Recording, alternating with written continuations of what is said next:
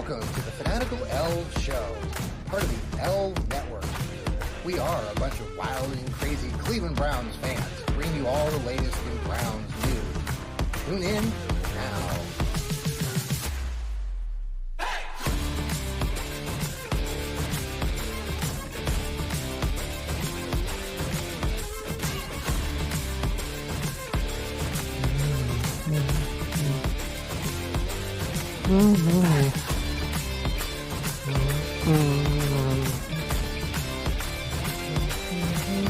Well, Almost there. we can talk over the music. There's a lot that we need to talk here we about, go. man. And we're live. How is everybody? Good. Can you hear us? Can you hear us? We are the Fanatical Elfz Show, and we are gathered here in a great group of contributors to our Fanatical Elfz. We got Elliot. Young and old. We've got young and old. We have Steve. We have Elliot. And we have Sam, the youngin of the group, and me, John, the elder. Well, not, I guess I'm probably not the elder. Maybe I am not. the elder. Only by a year. How is everybody doing this evening? Boy, we have a lot to talk about. Oh, yes. Yeah, why? Something going on? Did I miss something? Yeah. I don't know. I know Well, the Browns are 4-2. I'm wearing my Last black time I gear. looked. You're right. You're very right. You know, and I want to talk about this later a little bit more at length, but Steve, you make start off with the best point of them all, which is this team is 4-2. And we're going to talk a little finally about that. bouncing our way. We're going to talk about that. We're going to talk about our new starting quarterback, PJ Walker, who is, by the way, 2-0, which I'd like to talk a little bit more later on. And the front and center this morning, Deshaun Watson took to the podium. It was funny. I did finally watch the playback. I was at work, so I wasn't able to watch his whole interview, but watched it this morning, and probably some of you watched some of it or bits of it.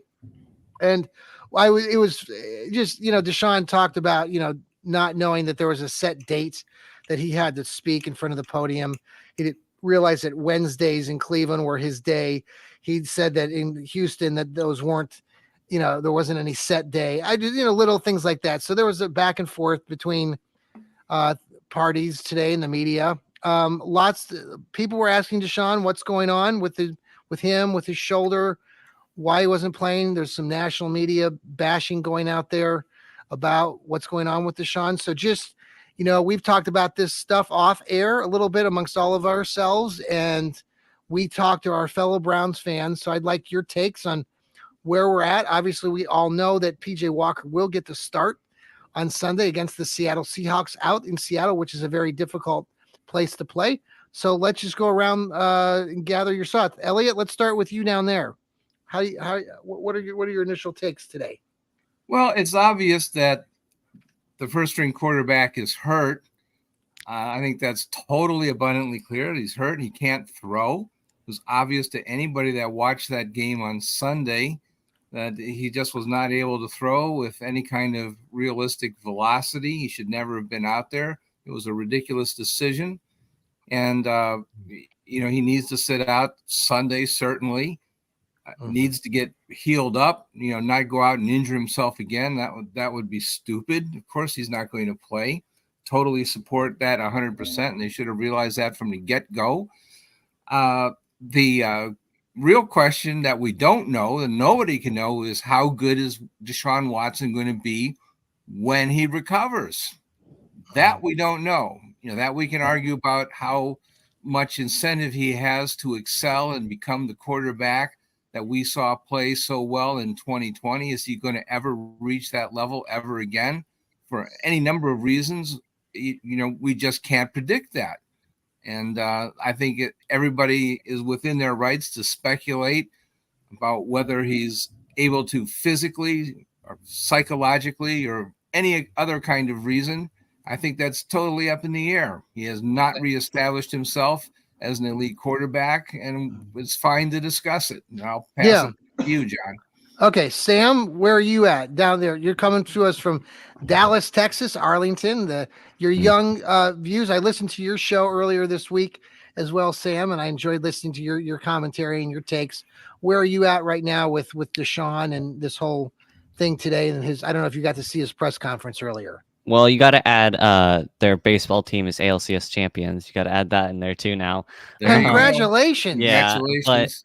but I think Deshaun, it's this weird situation with him going on right now. Obviously, he hurt his rotator cuff and then got hurt and then went into the injury tent, then left, then came back in, and then they rested him the rest of the game because they want to play it safe. I think we should let PJ Walker play a little bit more. I think Watson should just sit out for a little while, just try and figure out what's going on. Obviously, the trade deadline's coming up, so if they want to eventually trade for a quarterback, I think they'll start looking into that soon. We got a few days left. It's coming up. Yeah. Yeah, I think Watson will probably be looking he'll still probably play a few more games this year. I don't think he'll play a lot of them. I think about 4 or 5 more games he'll still start. But I mean, depending on if we trade for someone and depending on how PJ Walker does, or if he gets hurt or something, I think he'll still probably play. PJ Walker will probably start this game. Okay. Yeah, we'll come back. I want to talk about PJ Walker here in a little bit. But Steve, what do you think about Deshaun's presser today? I know you and I talked a little bit off air. I've been throwing out those conspiracy theories. You kind of getting you all upset, probably. No, you don't get me upset. No. I know he's frustrated, and he was very honest with the media. Yeah. I liked him. He was feisty today. I listened to it twice. Yeah. Just so I didn't miss anything. Right. I thought he was it was his best news conference he's had so far with the Browns, which is saying something. I think he's going to play probably in 2 weeks. Will he be 100%? I don't think he's going to be 100% for the rest of the season. And he openly admitted to that. Yeah, today. Yeah, but if he can play and he is effective, he's going to play. Now, if he only plays 6 games, they might as well, and they know that, they might as well go ahead and put him on IR now. You can't do it retroactively. If they were going to put him on IR to begin with, it would have been before the Baltimore game.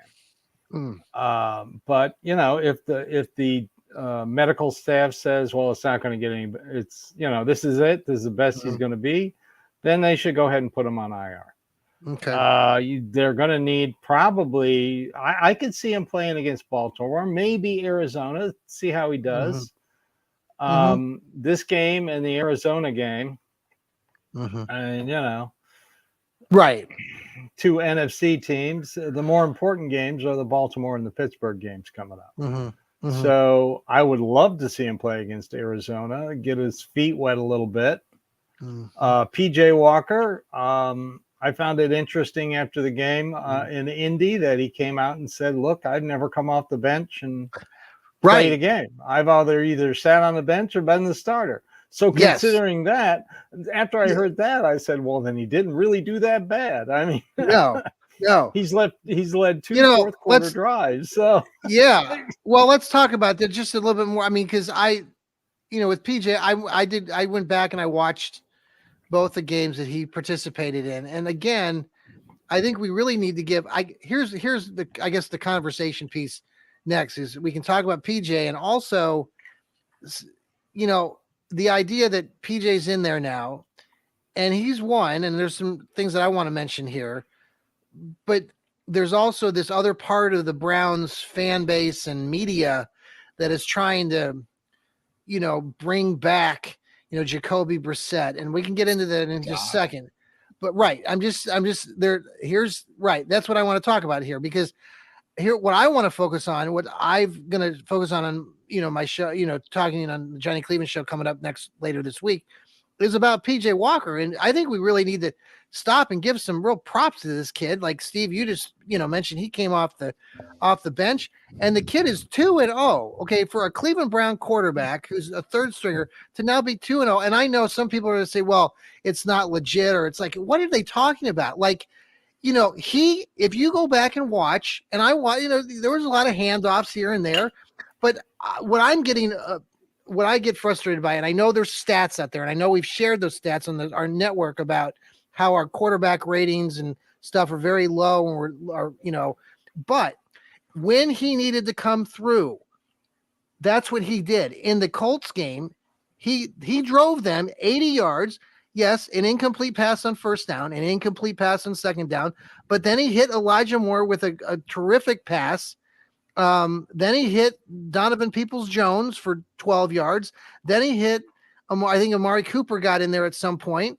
He was making some throws. And I know the kid's making mistakes, but the more time I think you give him with this offense, and the more this defense and this team collectively continues to grow together, I am thoroughly, I'm not over the moon excited that he's quarterbacking, but I'll tell you what, when I was watching that game and Deshaun went out, I was happy that PJ was out there. I felt more confident. And, I don't know what it was about the circumstances, but I thought we had it. And I mean, granted that I didn't know how that game was going to turn out, but the fact that he was able to put together another drive, and even if you go back to the 49er game, he did enough in that last drive.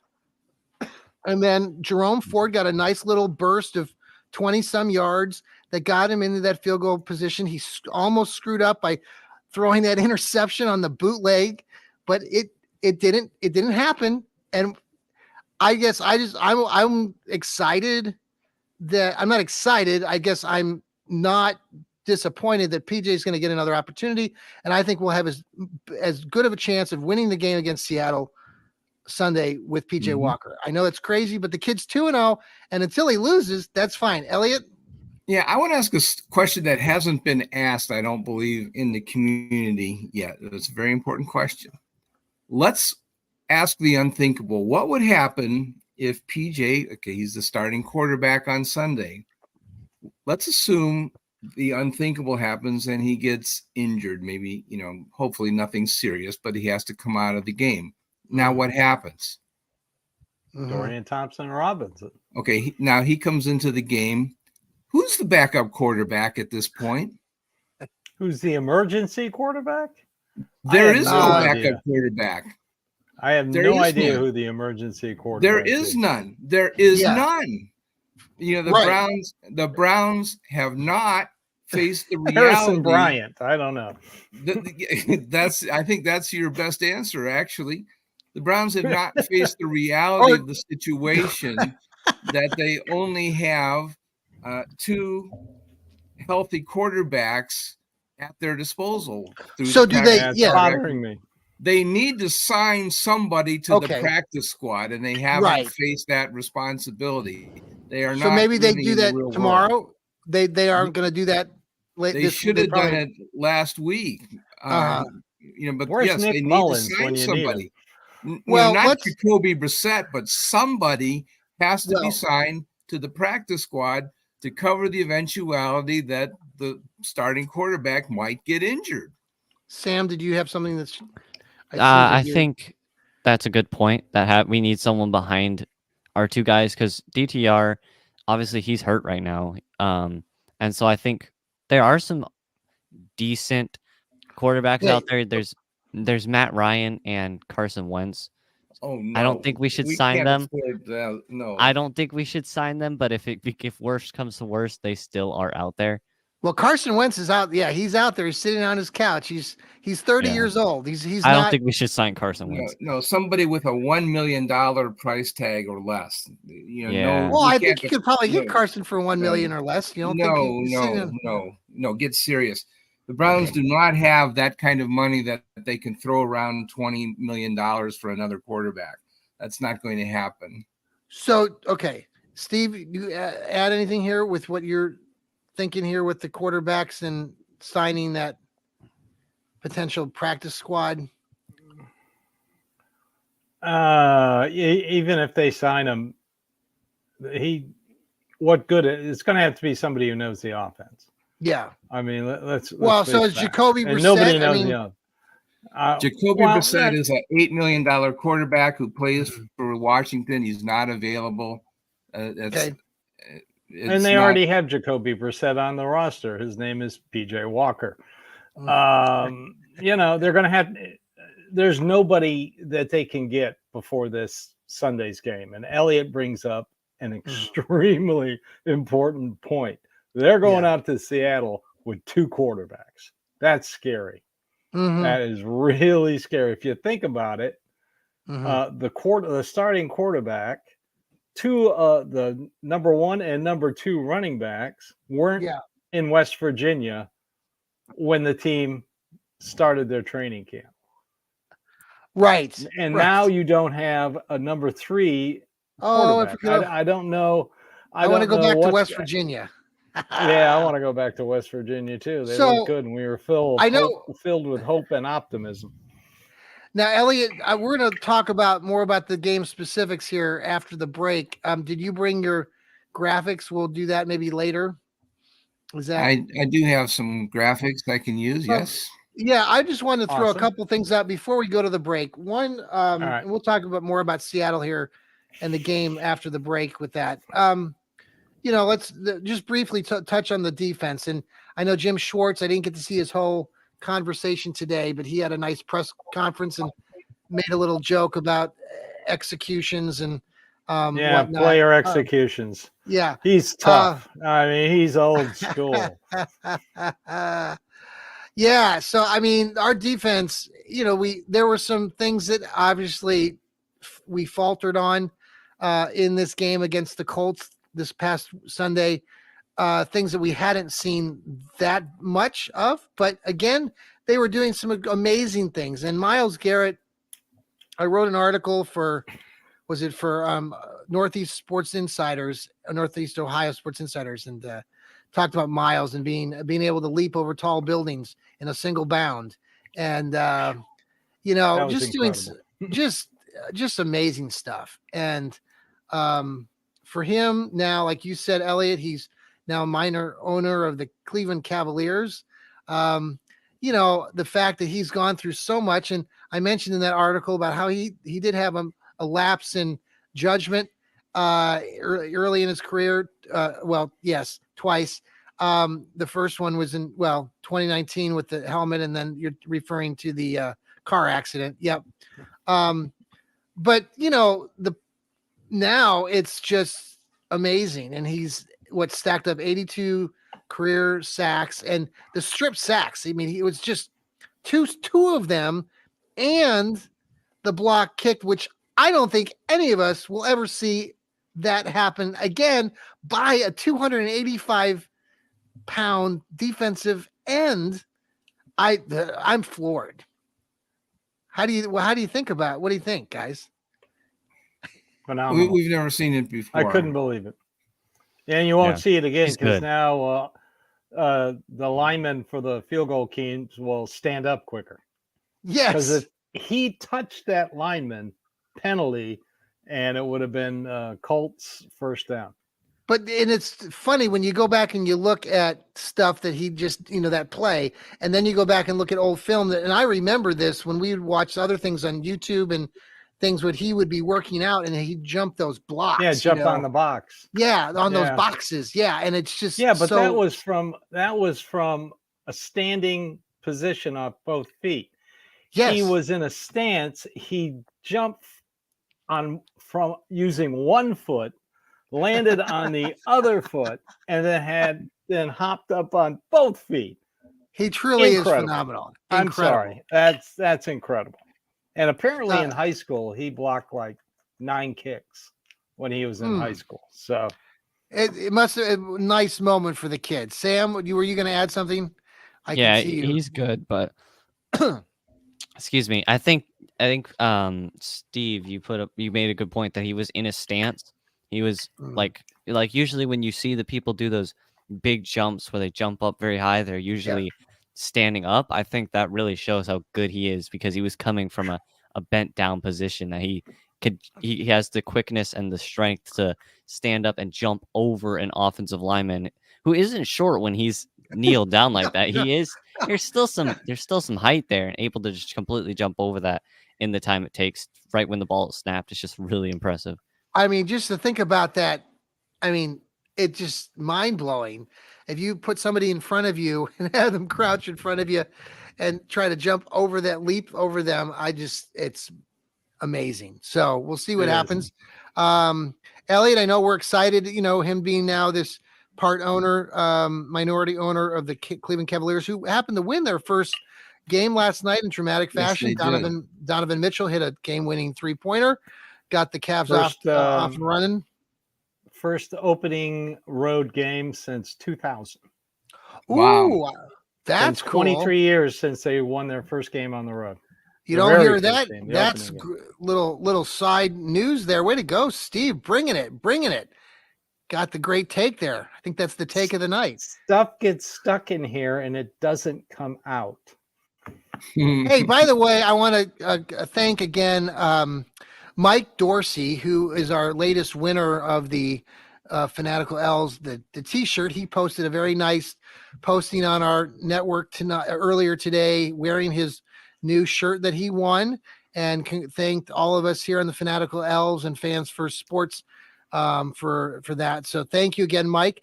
Found out that Mike actually lives in Wooster, Ohio, which is where I grew up, which is just too funny that he lives there currently. So that's a nice little side note there. And congratulations, Mike, and hope that you enjoy wearing that Dog Pound T-shirt. All right, we're going to break real quick, and then we're going to come back and talk more about the Seattle Seahawks game on Sunday. Don't go anywhere. We'll be right back. And we are back, and maybe you hear the sirens in my backdrop. They're coming for you, John. I'm telling you, we have this fire truck station up the street, and I don't know what it is. If it's just that we have a pretty popular road. It's just a 2-lane road, but they always use it, and it's just all times of the day. They woke us up this morning at 5 o'clock. They designate certain roads as first responder roads. I live on one. Yeah. So I'm constantly getting police cars, ambulance, fire truck. The good news is when it snows, they plow the hell out of it. Yes. Yes. Oh, well, speaking of snow, a little side note here. Been able to call Paul Brown, and many of you follow Paul because he's a diehard Cleveland Browns fan, and we've had the honor of him on our shows in the past here. He's from England, and Paul is journeying with a group of other Browns backers. They left Indianapolis in one of these Browns buses made up. They're traveling across the country to Seattle. And I talked to Paul, and he was going to try to make it for our podcasting, but they are in the midst of traveling still. And they've stopped along the way on all the major, little monuments and the Badlands in South Dakota, Mount Rushmore. Now they've hit Montana last night, and it was snowstorm. They slept overnight. Now they went through near Yellowstone, and he had an Indian taco native there up there in the reservation areas, and so he's been posting a lot of that, and very, very cool to see that. And he should be arriving in Seattle in a day or two. I've actually given him my daughter and friends. They live up in Seattle, so I've reached out to, or we'll be reaching out to my daughter. And they may try to meet up, and they might try to take Paul on a tour. So they're getting but they went through some snow. So 8 inches. 8 inches. So Browns playing Seattle again Sunday afternoon at 4 o'clock. Just a few things about the history of this this series. It's 8-3 overall in the series. The last time the Browns won was 89. November 12th of 89. They won the game 12-7 out in Seattle. They have been 0-3 in the last 34 years. They've lost back in 93. They lost in 03, and they lost back in 2015. So they haven't been there in 8 seasons. And the last time they played out there was in 2015. I don't know who was quarterbacking that game. It was December 20th. So it would have been at the tail end of the 2015 season. Probably a third string quarterback. Yeah, they lost 30-13. So it's been 8 years since they've been out there. Actually, the first time they beat them was back in 1982. At the beginning of the year, they went out there. I Wow. think they opened the season on September 12th, 1982. They won the game 21-7 in 82. That probably would have been out there in the old Kingdom. No, maybe. Yeah. Yeah, it would have been the King. No, would I don't know. Yeah. the Kingdom? I was out there in 82. Yes, I think it would have been because they were just getting ready to open it when I went out there. I was there in April of 1982. I remember that for different reasons, but I know I was in Seattle in 82 and they gave us a tour of the Kingdom when we were out there, and it had just opened or they were getting ready to open it. So, yeah. So basically, let's talk about Seattle. Obviously it's looking like we don't have a fighter. I don't know if we have a fighter's chance or not. We haven't won out there in a long time. And want your initial take. Steve, what do you think? And then we'll go down to you, Sam, and then Elliot will continue with your graphics. Steve, what are your initial thoughts about Seattle? Well, tough place to play. Today at practice, they cranked up the noise outside for the Browns. So they are practicing noisy conditions. Tough team. Good defense, good all around defense, defensive line. Yeah. Again, we got to play a 3-4 team with two great inside linebackers. Although Bobby Wagner missed his second straight day of practice today. Okay. So great secondary since Jamal Adams has been back. They are the number one defense. I think he came back 4 weeks ago. They're the number one defense, only allowing 237 yards per game. Their biggest weakness, and they got skill positions, and their skill positions, they got players everywhere. Yes. Although their other running back, Kenneth Walker, didn't practice today. But they start three tight ends. You got Jackson Smith Enigma. You got DK Metcalf. You got Lockett. I mean, come on. They're deep. Their only weakness is their offensive line, specifically their right tackle. And they may be starting a rookie center. Kid out of Michigan. Well, Sam, let's continue with your takes. Anything else you want to add there? Will say that I like Metcalf sat out last week. Sounds like he'll be back though this week, and he practiced in full today. Yeah. Yeah. Metcalf, obviously he does have to worry about possibly being a bit not as good as he usually is because he is coming off of an injury, and some players aren't as good as they usually are coming off an injury. So I think he's still going to be a threat, but I think he's someone who he's not 100%, I don't think. But then they've obviously got a really, really good receiving core. They got the rookie out of it wasn't Alabama. Where did he come from? Jackson Smith Jigba. Ohio State. No, it was Ohio. Okay. Ohio State. Then they had obviously DK Metcalf and Tyler Lockett. All three of those are really good receivers. Geno Smith was a very good quarterback last year, and so he's still pretty decent. But their defense isn't as good, so I think the offense will have a much better chance of having a good game now because the Seahawks defense is not anything too crazy. Crazy I am, Sam. I decided I'm doing terrible in a few of my fantasy league teams, and so I did the bold move of picking up Pierre Strong, who was available. So we'll see if he gets me a point or two.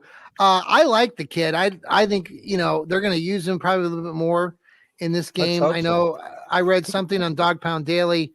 They thought that the Browns are going to really use the run game a lot more. I'm not sure if I believe that or not because it's Kevin Stefanski. But yeah, we'll see. True.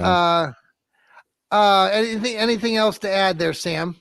Not yet, but I'm looking up the Seahawks run defense stats right now. I just want to know. So in a minute, I might be able to drop that little nugget. Yeah. They're second against the run. Oh, behind us? Yes. Okay. Yes. I was just I'm writing my preview article tomorrow. So I'll tell you what's been impressive to me. The defense, I think we're killing everybody in the category of fewest first downs. I think we've only given up, I want to say like 50 some, and the closest team, the number 2 spot, is giving up like 80. So we're like Dallas. 20 or 30. Yeah, 30 if we look fewer at first downs. on my article on Cleveland Sports Talk, I was talking about how good the defense has been, and I'm pretty sure we're leading best pass defense by like 200 yards right now. Wow. Like all almost right, a Elliot. full game. Elliot, you're up. Let me Okay. pull up your graphic here. Yeah, let me see if this pulls up. Does it work? I got it. Hey, there it Yep, is. I see it. Okay. I'm Yeah, gonna get rid I'm of- a little bit out of date because DK Metcalf, as you point out, is back at practice. They do have adequate replacements in Jake Bobo, who is a rookie, but he's been doing really well. Where is Jake from? I don't know, but he's playing pretty good. Yeah, quit asking me hard questions, but he's doing well at the NFL level. You're supposed to be like the expert. Come on now. No, come on. I don't know everything. I don't know stuff like that.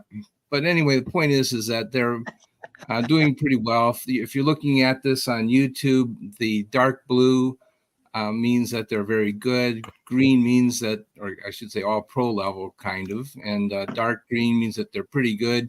Yellow means average. Orange means below average. And red means that there's a problem. And the Browns defense is pretty good. And by the way, I have my statistics show that the Browns are number 2 in yards behind Baltimore and not Seattle. So we'll go review that and see what's going on there. Jake, may I add real quick? Sorry, Jake Bobo's from UCLA. Thank you. Thank you. Just wanted to tell you guys. Transferred. Okay, so he knows he knows our guy then, Dorian Thompson Robinson. How about that? That's a nice little So we like Geno Smith, or I do. I think he's above average quarterback. Sure. Not all pro, but the Browns do have an advantage. Our front 4 is better than their offensive line. They're playing backup at center, our rookie from the 5th round, and I can't pronounce his name. We'll call him 00.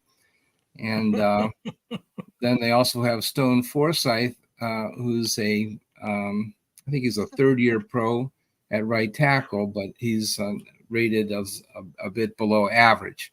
So, it's the same story as before. I'm sticking to the script, even though last week they didn't obey the script, but the Browns are going to be able to put pressure on the quarterback. The quarterback does have targets he can throw to if he can get the ball in the air, but Geno Smith will be running for his life. On defense, okay, this is showing the Browns offense on the bottom and the Seattle defense on the top. They do have talent at linebacker, Bobby Wagner and Jordan Brooks. Also, Devon Witherspoon, I'd like to call your attention to him. He's been playing really top 5, maybe top 3. And he is going to be a shutdown corner, and he is going to be able to, we think, cover Amari Cooper one-on-one, which is going to mean tough sledding for the Browns. We need somebody to step up.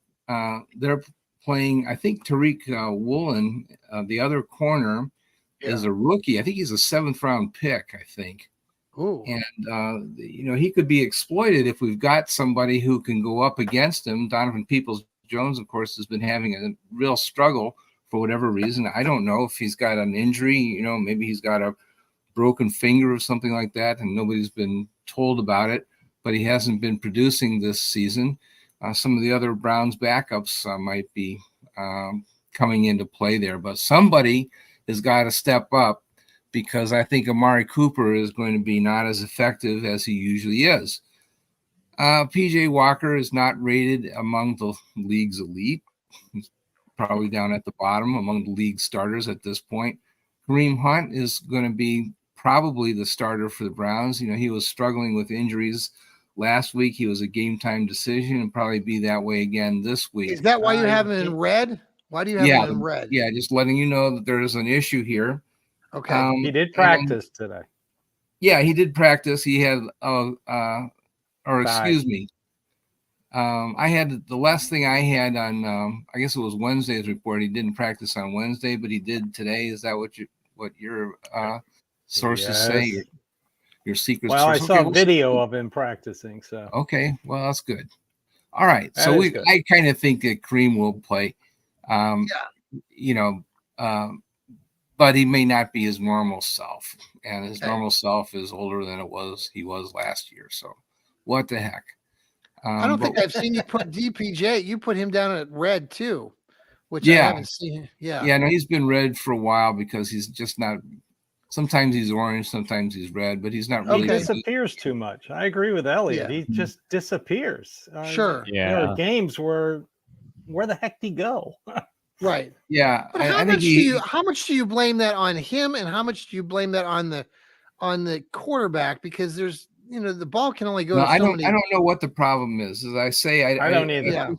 It might be that he's got some kind of injury that we haven't broadcast to the rest of the league, saying, "Hey, our guy's got a, hand injury or something of that nature." I don't know what the problem is, and I just know that he is not able to perform at his normal high level.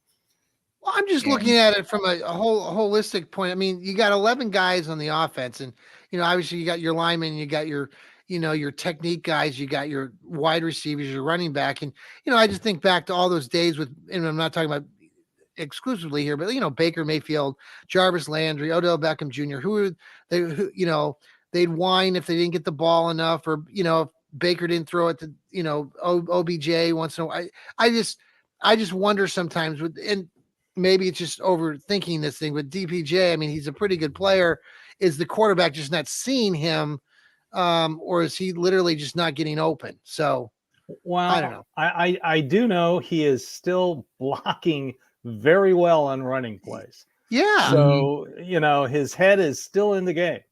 Now, I think it's a combination of the fact that he's had to catch passes from Sam, 3 different quarterbacks. I think it's Sam, I want to ask you a question. I want you to follow up on this.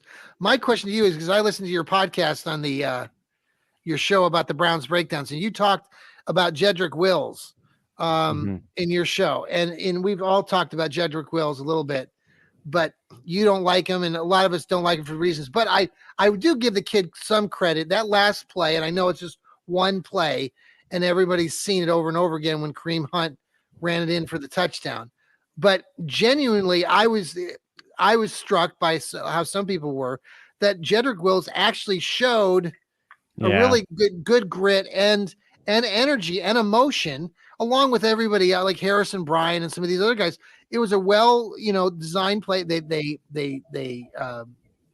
defended, or they did what they needed to do, but we haven't seen that from Jedrick Wills. And I agree. Like, I'm the first that says, like, let's get rid of the kid because he's emotionless and he just doesn't seem like he's got a lot of fire. But when I saw that, and I'm not watching him exclusively every play, I wanted to give him some props for what he did. Yeah. Sam, what do you think? I think he still has. I think there's still something in there where he is still a decent player. I just don't think he showed very much heart in the game. I just think sometimes the defensive end will get a good finesse move on him, and he'll just quit. Like, he's like, oh, yep, I'm beat. All right, I give up. And then he just won't even. He'll pretend to stick his hands out and just kind of stand there and act like he's doing something. But the defensive end just whips around him, and it's a sack. So I think he just sometimes just quits on plays where there still probably is a chance he might be able to at least slow down the defensive end. Sam, I think what I'm getting at too is just the bigger picture with the team. And I think we can all kind of sense this, and we've kind of talked about it a little bit tonight, that the team is 4-2. Despite all of this stuff that we're talking about, they're 4-2. Yeah, they're definitely resilient. And this team really could, they're gelling, they're communicating. They genuinely look like, the defense is partying on every play, and now the offense is celebrating a little bit more. And it was just nice to see. And it was nice to see Kareem Hunt punch it in twice on Sunday. With second that straight game with a rushing touchdown. Yeah, the kid. I mean, so Elliot, do you want to continue to share your prompt, or did we show both sides of the ball? Did I? No, I think we probably covered it. Okay. Let me piggyback on something real quick, Elliot. When he showed the Seattle offensive line, they've had 5 different line combinations in the first 6 games. That shows you what kind of offensive line they have. And I know Seattle is a really good defense, but they have 2 weak spots. They are terrible on third down, worst in the league, and they are at the bottom 5 in red zone defense. Now, of course, the Browns haven't been in the red zone a lot, but if the Browns can get into the red zone, they have an opportunity, and they could convert third downs on this defense. So, I know they got something like 23 sacks, but 11 of those sacks came against the Jets. So you got to take everything with a grain of salt. Yeah. They had 11. Wait, they had 11 sacks? They sacked the Jets quarterback 11 times. That is crazy. Are you kidding me?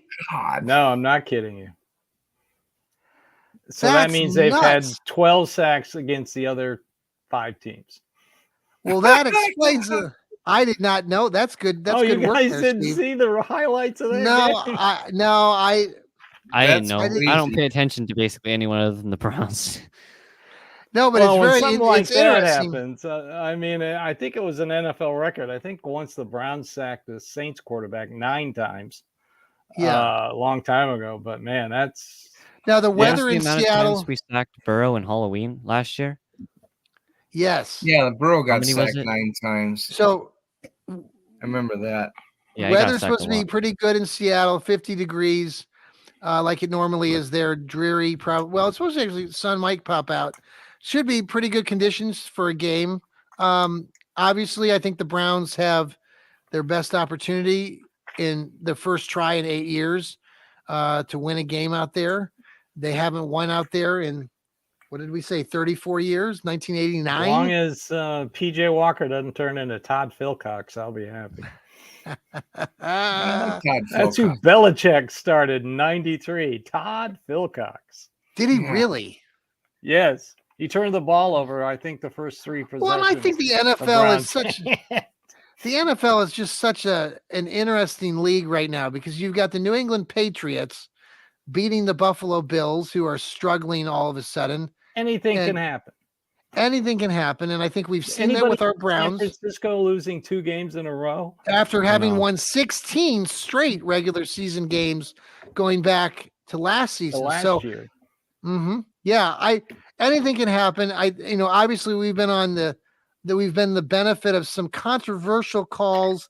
The national media likes to point these out a lot more than we do as Browns fans, but I expect that we'll see some interesting things that we're not expecting right now that we'll be able to talk about. We will be having a pregame show.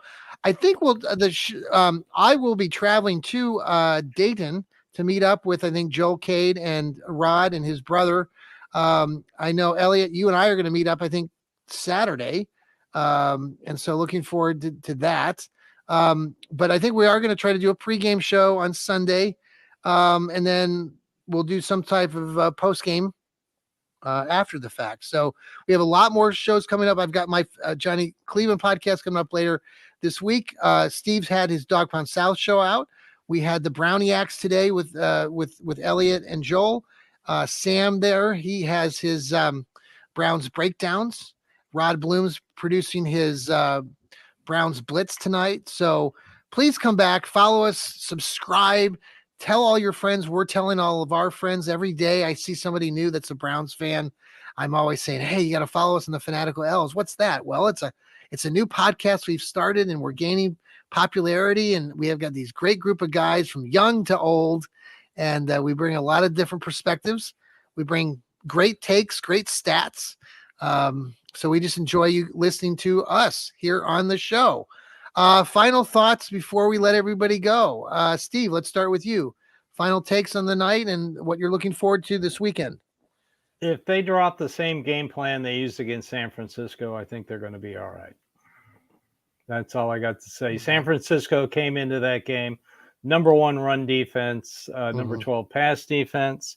Right now, Seattle is the 13th ranked pass defense, number 2 run defense. So let's just do the same thing that they did against San Francisco. And it's nice to What's that? I said it's nice to have a kicker, Dustin Hopkins.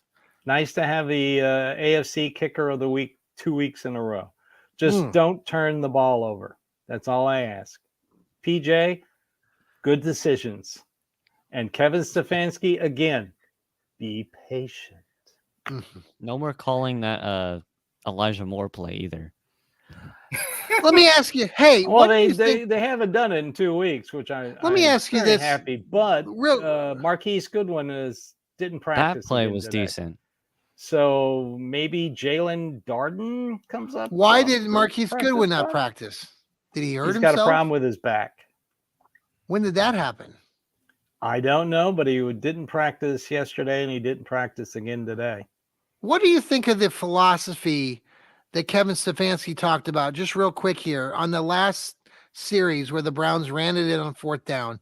He admitted in his press conference and later this past week that he had planned to run the ball that last play, but he was worried that with 35 seconds to start with, that they wouldn't have enough time if they ran the ball to get aligned. And with all the new, just having PJ Walker in there, I think he felt more comfortable trying to score on 3 pass plays.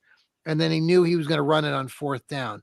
Where do you guys sit with that take? Do you like that take, Steve and Sam and Elliot?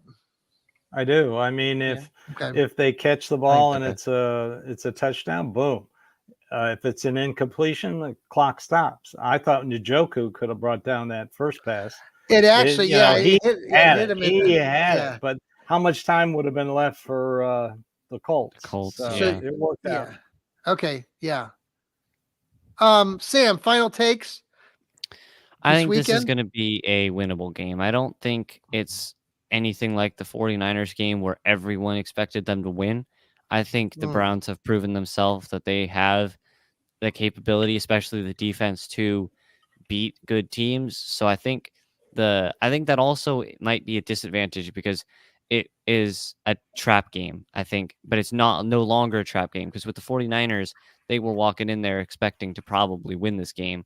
And then they obviously didn't. And it was no one expected that. I think they lose that trap game factor now, that element of surprise almost. But I think it's a winnable game. I think as long as our offense doesn't turn the ball over a million times, as long as the run game sticks to being a pretty decent core right now, and then the defense needs to continue to be a good defense, which I think they will. I think this is definitely a winnable game. Elliot. Well, I'm just looking at stats while the show is going on and you guys are talking and finding very interesting stuff that the Cleveland Browns are still number 2 in defense in terms of yards per play, despite giving up a lot of yards in the last game. The Ravens are now number 1 with 4.1 yards per play.